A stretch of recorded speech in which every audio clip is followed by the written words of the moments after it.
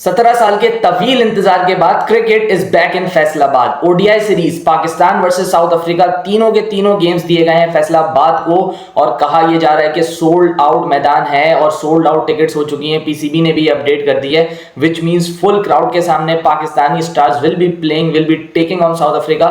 3 match की ODI series. ODI format Pakistan का of late कुछ अच्छा नहीं रहा है। चैंपियंस ट्रॉफी में बहुत खराब परफॉर्मेंस, उसके बाद न्यूजीलैंड गए, न्यूजीलैंड से हारे।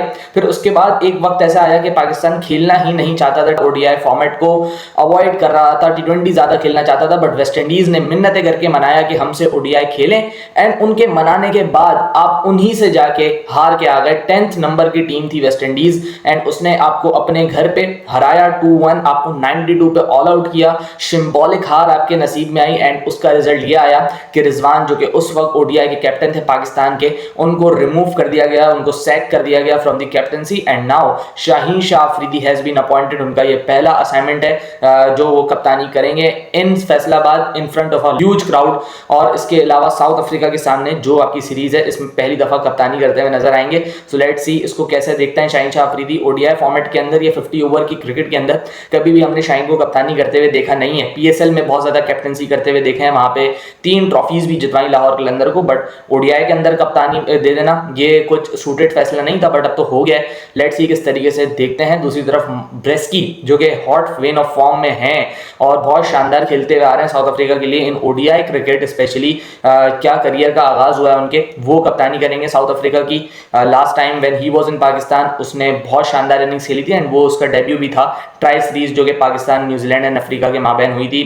पाकिस्तान के खिलाफ भी उसने 80 आउट किया था, जिसमें शाहीन से उसकी तू तड़ाक हुई थी। इसके अलावा न्यूजीलैंड के खिलाफ बड़ा शानदार 150 किया था ऑन डेब्यू। सो बहुत रिच वेन ऑफ फॉर्म में है, एक बहुत अच्छा प्रोस्पेक्ट है एंड साउथ अफ्रीका ने अपनी पूरी टीम नहीं भेजी है, बहुत सारे यंगस्टर्स हैं, बहुत सारा मिक्स एंड मैच है। क्विंटन डिकॉक आपको दिखेंगे जरूर एंड माइकल ब्रेस्की को कप्तानी दी गई है फॉर दिस सीरीज। इसके अलावा फैसलाबाद के मैदान में है मैच, तो हम लोग उसके बारे में भी डिस्कस करेंगे। बहुत सारे लोगों को फैसलाबाद के बारे में कुछ खास पता नहीं होगा, बिकॉज 18 साल पहले या 17 साल पहले अगर कोई सिटी आपका क्रिकेट होस्ट कर रहा है तो शायद अब की जनरेशन जो मैच देख रही है वो पहली दफा ही फैसलाबाद में गेम देखेगी। सो उस मैदान के बारे में बात करते हैं। लास्ट गेम जो Pakistan versus South Africa at Faisalabad हुआ था वो पाकिस्तान ने 6 विकेटों से जीता था और फैसलाबाद के मैदान में पाकिस्तान का ट्रैक रिकॉर्ड बहुत ही डोमिनेटिंग है। 12 गेम्स के अंदर 9 विक्ट्रीज एंड 3 लॉसेज पाकिस्तान की हुई हैं। हेड टू हेड अगर फैसलाबाद में पाकिस्तान वर्सेस साउथ अफ्रीका की मैं बात करूं तो 3 मैचेस में से 2 पाकिस्तान जीता है एंड सिर्फ और सिर्फ 1 साउथ अफ्रीका जीता है।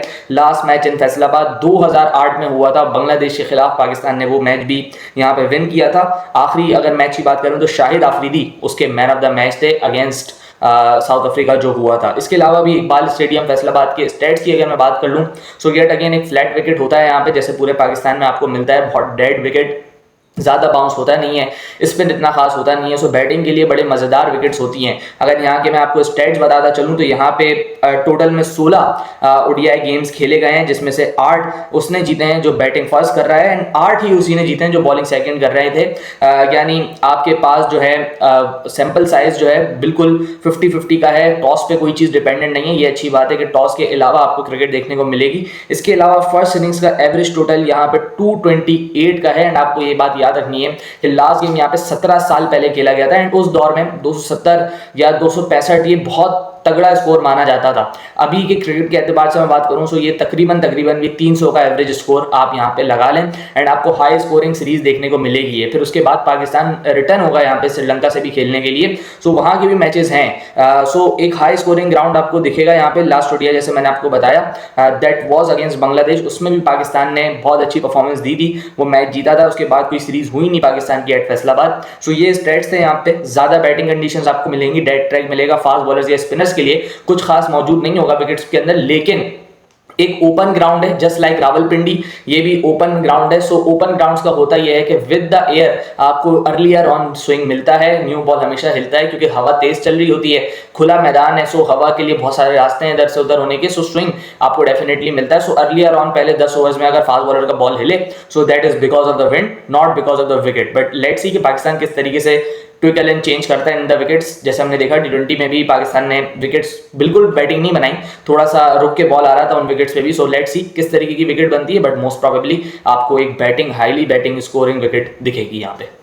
अब टीम के ऊपर आ जाते हैं। सबसे पहले पाकिस्तान का स्क्वाड एक नजर वापस देख लेते हैं, उसके बाद बात करते हैं इसके ऊपर। शाहीन शाह अफरीदी, जैसे मैंने आपको पहले बताया, कैप्टनसी करेंगे पाकिस्तान की। अबरार अहमद, बाबर आजम, फहीम अशरफ, फैसल अकरम, फ़खर जमान, हारिस रऊफ, हसीबुल्लाह खान, उसके बाद हसन नवाज़ दिखेंगे आपको, हुसैन तलत, मोहम्मद नवाज़, मोहम्मद रिजवान, वसीम जूनियर, नसीम शाह, साइम अयूब एंड सलमान अली आगा। ये आपका स्क्वाड है जो कि एक बहुत बैलेंस स्क्वाड है। इससे बेहतर स्क्वाड बन नहीं सकता था ओडीआई क्रिकेट के अंदर। सारे वो प्लेयर्स हैं जो कि परफॉर्मेंस वाइज बेस्ट रहे हैं आपके ओवर दी एयर्स एंड उन्होंने ही आपको मैचेस भी जितवाए हैं। बाबर आजम के लिए बड़ी इंपॉर्टेंट सीरीज होगी, कॉन्फिडेंस मिला होगा डेफिनेटली, जो उन्होंने आखिरी इनिंग्स खेली T20 के अंदर, मैन ऑफ द मैच भी बने, सो बहुत ज़्यादा कॉन्फिडेंस मिला होगा। एंड ओडीआई फॉर्मेट एक ऐसा फॉर्मेट है जिसको बाबर ओन करता है, जो उसके प्ले का स्टाइल है वो बिल्कुल सूट करता है ओडीआई को। ओडीआई में पाकिस्तान के लिए बाबर की बड़ी शानदार परफॉर्मेंसेज रही हैं ओवर दी ईयर्स। एंड अगर आप आई कर रहे हैं 2027 का वर्ल्ड कप, देन बाबर जैसा प्लेयर उसको फॉर्म में होने की ज़रूरत है। एंड यही एक अच्छा टाइम है कि अपनी फॉर्म को रिगेन करके वापस से एक अच्छे कंपोजर में, एक अच्छे पोजीशन में आए और अपनी टीम को ये भरोसा दिलाए कि मेरे अराउंड आप लोग खेल सकते हैं। सो बाबर आजम के लिए बड़ी इंपॉर्टेंट सीरीज है। 2 से 3 मजीद रिकॉर्ड उनका वेट कर रहे हैं, स्पेशली अगर 170 रन वो इस सीरीज में करने में कामयाब हो जाते हैं, so he will be the batter of Pakistan who has scored more than 2000 runs against every opposition in सेना। सेना mean south Africa, Australia, New Zealand and England, सारों के खिलाफ 2000 रन हो जाएंगे, जो फीट पाकिस्तान किसी भी बैटर ने अचीव नहीं किया। इसके अलावा अगर बाबर आजम थोड़े से रन मजीद कर लेते हैं, so he will be a batter with 4500 run in each format, मतलब इतना ज़्यादा उसका स्कोर है। एंड ये भी एक रिकॉर्ड होगा, सो उसके लिए बड़ी इंपॉर्टेंट सीरीज है ये, जिसमें उसको रन भी करने हैं। एंड टीम को यट अगेन मैं कहूँगा भरोसा दिलाना है कि आप मेरे साथ मेरे बराबर में खेल सकते हो। इसके अलावा रिजवान के लिए एक अच्छी सीरीज होगी, पॉइंट प्रूफ करना है क्योंकि कप्तानी से हटाया, अनजस्टिफाइबली हटाया, उस चीज़ को भूलना है एंड अपने गेम पे फोकस करना है। मैं बार बार कहता रहता हूँ कि रिजवान बहुत इंपॉर्टेंट प्लेयर है ओडीआई क्रिकेट का, आपकी टेस्ट क्रिकेट का, आपकी ओवर द ईयर्स अच्छी परफॉर्मेंसेज भी रही हैं, मैच विनिंग परफॉर्मेंसेज रही हैं। मोर देन दैट, आपको याद होगा श्रीलंका के खिलाफ जो उन्होंने इनिंग्स खेली थी इन 2023 एशिया कप, वो कितनी शानदार थी। इसके अलावा आप गिनते चले जाएं, साउथ अफ्रीका जब लास्ट टाइम पाकिस्तान से खेला, इन पाकिस्तान वहाँ पे सेंचुरी थी वाइल चेजिंग 350 और total, and Salman and Rizwan ने सेंचुरी करके वहाँ पे आपको सिक्योर किया था, विन दिलवाई थी।